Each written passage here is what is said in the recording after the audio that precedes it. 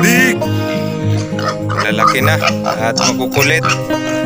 Gusto talaga nilang lumabas. Ayan. Dik, Dik! Ayaw pumasok ka. Dik!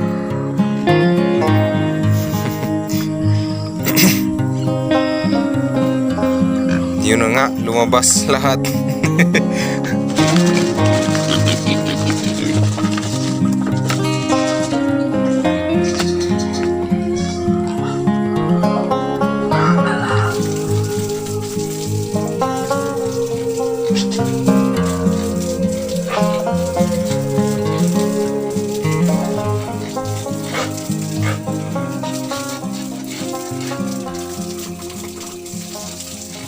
Kumusta po mga ka-idol? Isang napakagandang umaga po sa inyong lahat at maligayang pagbabalik dito sa aking munting channel, The Sailing Passion.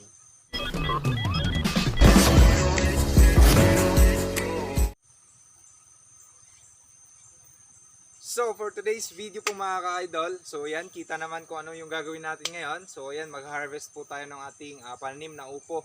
So yan, napakadami pong bunga. So ang gagawin po natin dito ay ibebenta natin yung iba, and then yung iba naman ay ipamimigay po natin sa ating mga kamag-anak.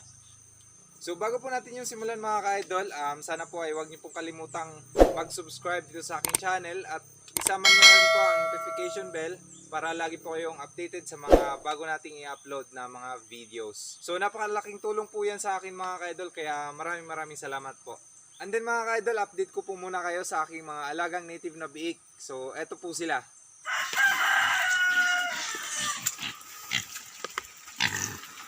So ayan, ito na po yung ating mga native na biik.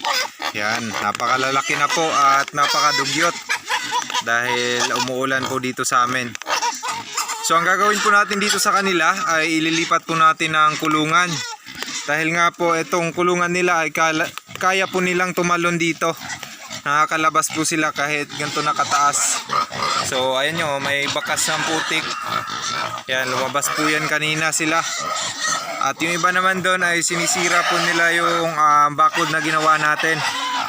So mas maganda na ilipat na natin sila para palagi pong malinis. Dahil pag ganyan lang ay napakadugyot.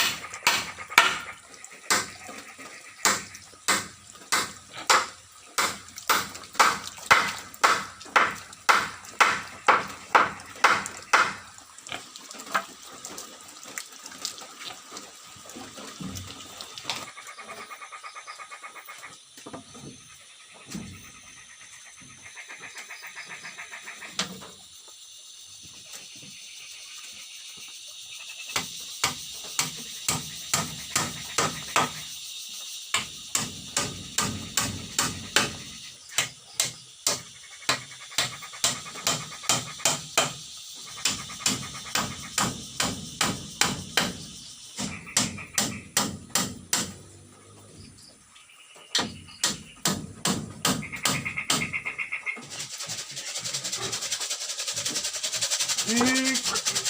Ah, big!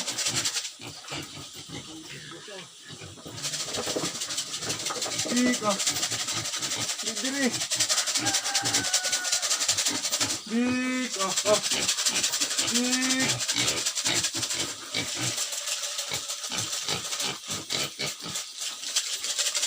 Big! Ah! Big!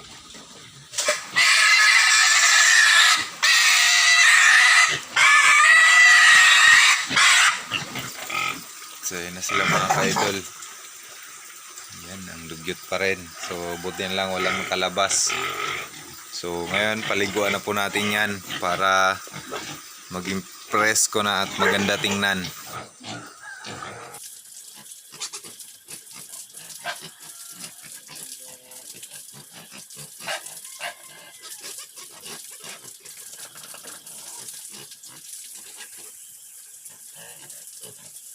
So ayan na po sila mga ka-idol, medyo malinis na. So yung ibang putik dyan ay mahirap pang tanggalin dahil tumigas.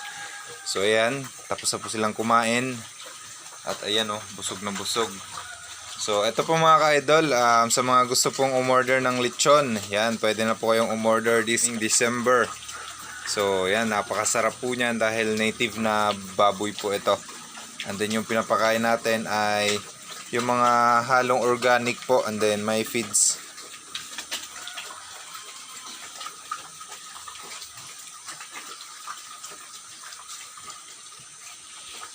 So, ayun mga ka-idol, umpisahan na po nating mag-harvest. Yan, napakalaki. So, saktong-sakto po siya para i-harvest.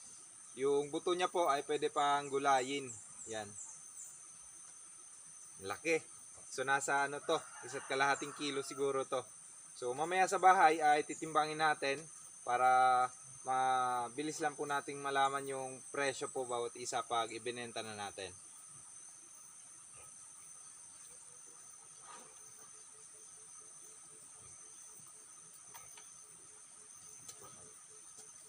You know, magkakasing laki lang po. Pa. Yan. Sarap nito.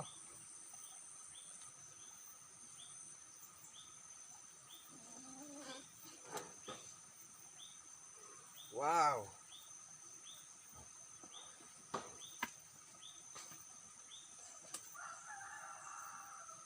Yan oh, ang bigat.